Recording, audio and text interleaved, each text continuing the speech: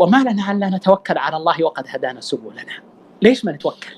أندرك أن الله جل وعلا جعل البحر ينزل ثم كان طريقا يبس لأجل كلمة كلا إن معي ربي سيهدين، وغيرها كثير. أنت لما تنظر إلى صنع الله في عباده سيدهشك الله بعطائه وصنعه بخلقه سبحانه وتعالى، والله غفور شكور. ولذلك أيها الأحبة، شوف الملحظ الكبير، الملحظ المهم جدا في هذا الشأن، أن يكون في كل شؤونك مطلبك من الله، في كل ما تطلب من عند الله.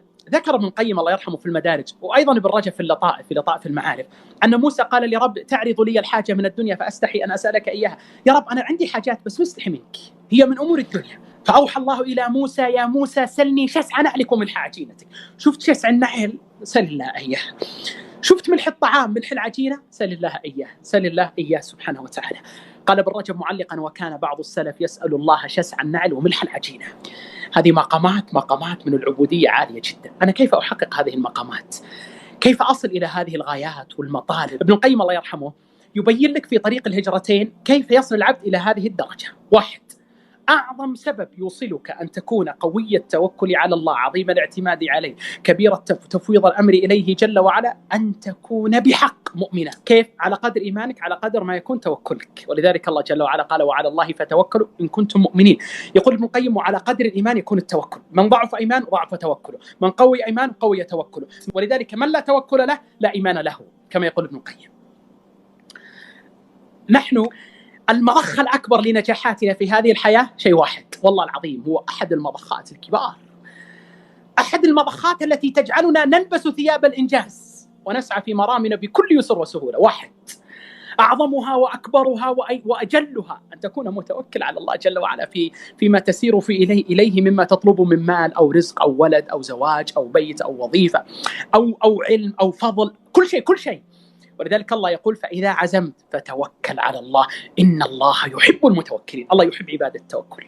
ولذلك أيها الأحبة، النبي عليه الصلاة والسلام كما جاء في الصحيح يبين لك من حديث أبي هريرة أيضا، يبين لك تلك القيم التي عند المؤمن القوي، يبين لك أحد المرامات العظام عند أصحاب القمم والأهداف. ولذلك النبي عليه الصلاة والسلام يبين لك أحد الأركان القوية جدا لأصحاب الإنجازات والأهداف. قال عليه الصلاة والسلام المؤمن القوي خير وأحب إلى الله من المؤمن الضعيف، وفي كل خير، احرص على ما ينفعك واستعن بالله.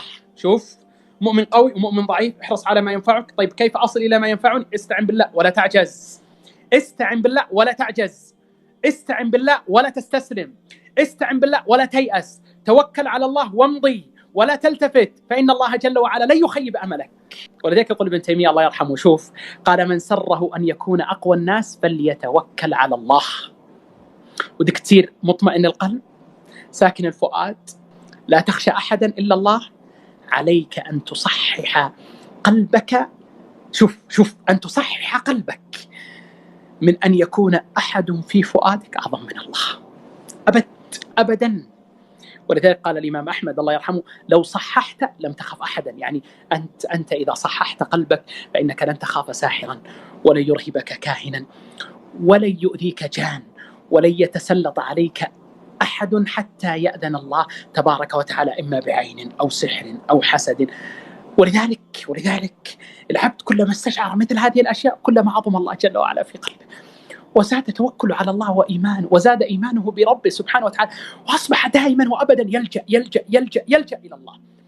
ولذلك النبي عليه الصلاة والسلام يبين لك أحد المعطيات الكبار في يد 70,000 الذين يدخلون الجنة بلا حساب ولا عذاب، كما جاء في الصحيحين من حديث عمران. فقال لما ذكر أوصافهم وعلى ربهم يتوكلون، هو يتوكل على الله. أحد المعطيات الكبار التي كانت عند الصحابة والنبي عليه الصلاة والسلام والتوكل على الله جل وعلا. شوف النبي عليه الصلاة والسلام الصحابة لما قيل لهم إن الناس قد جمعوا لكم فاخشوهم، قال إبراهيم أو قال ابن عباس كما جاء في البخاري حسبنا الله ونعم الوكيل، قالها إبراهيم حين ألقي في النار، وقالها محمد صلى الله عليه وعلى آله وسلم، وقالها محمد عليه الصلاة والسلام حين قيل له إن الناس قد جمعوا لكم فاخشوهم. من حسبنا الله ولدت وأخرجت من حسبنا الله جاءت تلك النتائج الكبار. لإبراهيم كوني بردا وسلاما على إبراهيم، لمحمد عليه الصلاة والسلام والصحابة فانقلبوا بنعمة من الله وفضل لم يمسسهم سوء، تجمعتم وجئتم من كل حدب وصوب، والله لن تصيبوا محمد حتى يأذن الله الذي في السماء. الله أكبر، هذا هو ربنا سبحانه وتعالى، فما أعظم الله وأجله. ولذلك أيها الأحبة، شوف يعقوب لما قال لأولاده لا تدخلوا من باب واحد وادخلوا من أبواب متفرقة، كما ذكر هذا ابن جرير في تفسيره، وقد ذكر هذا جماعة من أئمة التفسير، أن يعقوب إنما قال هذا يعني لا تدخلون من باب واحد كلكم، تفرقوا خوفا على أولاده من العين. لما دلهم على السبب نبأهم أن الحفظ أكبر من الله، وإن فعلتم الأسباب فإن الأسباب إنما هي أسباب والله بيد كل شيء. ولذلك قال لهم إن الحكم إلا لله، عليه توكلت. شوفوا يا أولاد، عليه توكلت، ترى أنا قلت لكم افعلوا الأسباب، لكن حذريك أن يغيب عن قلبك أن تعتمد على الله حتى وإن كنت في بطن السبب وفي رحم تلك الأسباب.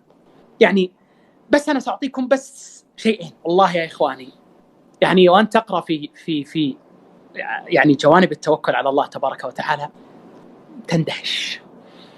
ستشعر أنت أنه كلما فتح الله لك باب التوكل فإن الله جل وعلا قد جمع لك خير الدنيا من أوسع من كل ناحية، في دينك وفي دنياك وفي كل شؤونك. واحد اليوم تسأل كثير من الناس خايف من السحر، من العين، من الحسد. السحر العين الحسد، السحر العين الحسد، اليوم أصبح هذا هو هاجس كثير من الناس، حتى أن اليوم تجد الواحد يبكي ليله ونهار، أنا مسحور، أنا معيون، أنا محسود، أنا في وإن كان هذا حق وموجود، لكن والله أعظم ما يدفع عنك أذى الجان وأعين الحساد وتلك الأرواح الخبيثة توكلك على الله. وقد ذكر ابن القيم الله يرحمه في بدائع الفوائد أنه من الأسباب أو من السبب الرابع من الأسباب التي تدفع عن الإنسان هذه الأمراض الروحية التوكل على الله. بل ذكر ابن القيم أنه والله الذي لا إله غيره لن يصل عدوه إلى مراده منه ما دام متوكل على الله أبد. السحر والعين والحسد وإن أذت فهي بمنزلة أذى الحر والبرد والعطش والظمأ والجوع. أما تلك الأشياء التي يريدها الحاسد والساحر والكاهن والشياطين منك أن يصلوا إليها وأنت متوكل على الله، والله ما أحد يستطيع. الله لما ذكر السحر ماذا قال؟ وما هم بضارين به من أحد إلا بإذن الله. إن كنت تريد من الله أن يدفع عنك عينا أو حسدا أو سحرا فإن الله سيدفع عنك ما أهمك وما أبكاك من عين أو سحر أو فقر أو وجع أو مرض، والله غفور شكور. هذا ربنا، فما ظنكم برب العالمين؟ هو علي هين. الله أكبر، هذا الله سبحانه وتعالى. يا من ألوذ به فيما أؤمله. شوف يعني أنت تلوذ بالله فيما تؤمله وتستعيذ بالله فيما تحذره. ولذلك سبحان الله العظيم ابن تيمية الله يرحمه لما جاء في مجموع الفتاوى وذكر هذا المعنى، إنه من الناس من يشفى. كيف؟ من الناس من يشفى من دون طب ولا علاج، وإن كان الطب والعلاج أمران مطلوبان. بماذا؟ قال بحسن التوكل على الله. بحسن التوكل، قوة القلب، بالتوكل على الله تبارك وتعالى وقوة القلب. وأنا سأعطيك نموذج. اقرأ كما جاء في البخاري وغيره كيف استدفع النبي صلى الله عليه وعلى آله وسلم عنه أذى السحر عليه الصلاة والسلام، وما هو الداء وما هو العلاج الأكبر الذي كان النبي عليه الصلاة والسلام يتطبب به في تلك المرحلة التي مر بها عليه الصلاة والسلام. إذن كل ما سيمر عليك من مرض أو أمراض روحية أو حسية أو مضائق في هذه الدنيا من فقر أو أي شيء، أولادك، ذريتك، كل هذا ستستدفعه بالتوكل على الله. يا أخي جرب التوكل على الله. أشعر نفسك أنك بحاجة إلى الله في كل لحظات عمرك، وأن غناك وقوتك وصحتك وأولادك وبيتك وأسرتك لا يغنوك عنك من الله شيء أبدا، وأنك محتاج إلى الله، وأنه كلما زاد عليك عطاء الله كلما زدت أنت فقرا وذلا وانكسارا لربك. سبحان الله وبحمده. ردد ليلك ونهارك حسبنا الله سيؤتينا الله من فضل إنا إلى الله راغبون. أنت راغب إلى ربك، أنت ترغب ما عند ربك. يدعوننا رغبا ورهبا وكانوا لنا خاشعين. يا أخي أنت تلبس ثياب التوكل في كل لحظات عمرك. ولذلك أيها الأحبة، شوف بس شيء واحد بس. أنت حينما تتوكل على الله في كل أوجاعك أو مطالبك، شيء واحد تخيل تفوز به: إن الله يحب المتوكلين. أنت إذا أحبك الله ماذا سيعطيك؟ أنت إذا أنزل الله عليك رضوانه ماذا سيصيبك؟ أنت إذا وفقت أن تفوز بحب الله أي خير سيصلك؟ شيء سيدهشك الله. إذا بليت فثق بالله وارض به، إن الذي يكشف البلوى هو الله، والله ما لك غير الله من أحد، فحسبك الله في كل لك الله، هو الله سبحانه وبحمده لا إله إلا هو، عليه توكلت وإليه أنيب. ولذلك أيها الأحبة كان من دعاء النبي عليه الصلاة والسلام كما جاء في الصحيحين من حديث عبد الله بن عباس، ويذكر جملا من الدعاء ومنها عليك توكلت. النبي يتوكل على الله، بل هو سيد المتوكلين عليه الصلاة والسلام على ربه وعلى خالقه. الجانب الثاني الذي أختم به هذه الخاطرة، توكل على الله في طلب الرزق. اليوم تجد الواحد يشكي ما في قلبه أحيانا من الخوف من الفقر وأن يصاب بشيء من مضائق هذه الحياة، وتجد الواحد أحيانا يتكلم مع المخلوقين ليله ونهاره وهو يجد ألما في قلبه. النبي عليه الصلاة والسلام عند الترمذي ماذا يقول؟ قال لو أنكم تتوكلون على الله حق توكله لرزقكم كما يرزق الطير. الله، الطير توكل على الله، لرزقكم كما يرزق الطير. ابن رجب الله يرحمه لما جاء إلى هذا الحديث في لطائف المعارف قال هذا الحديث أصل في التوكل، هذا الحديث أصل في التوكل، يعني مو بحديث بسيط، هذا حديث يجمع معاني التوكل، وأن من أعظم الأسباب في جلب الرزق التوكل على الله. قال يا مريم أنى لك هذا؟ قالت هو من عند الله، إن الله يرزق من يشاء بغير حساب. إذا توكلت على الله في 1000 سيعطيك الله 1000، لكن حذاريك أن تجرب ربك، حذاريك أن تجرب ربك. ولذلك تأمل دائما وأبدا إذا توكلت على الله فتأكد أن ما في السماء أقرب إليك مما في جيبك، والله هو الرزاق ذو القوة المتين. اللهم املأ قلوبنا بخشيتك وحبك وتعظيمك ورجائك وإجلالك يا ذا الجلال والإكرام. اللهم اجعلنا لك ذاكرين، لك شاكرين، لك تائبين، لك عابدين، لك مطوعين.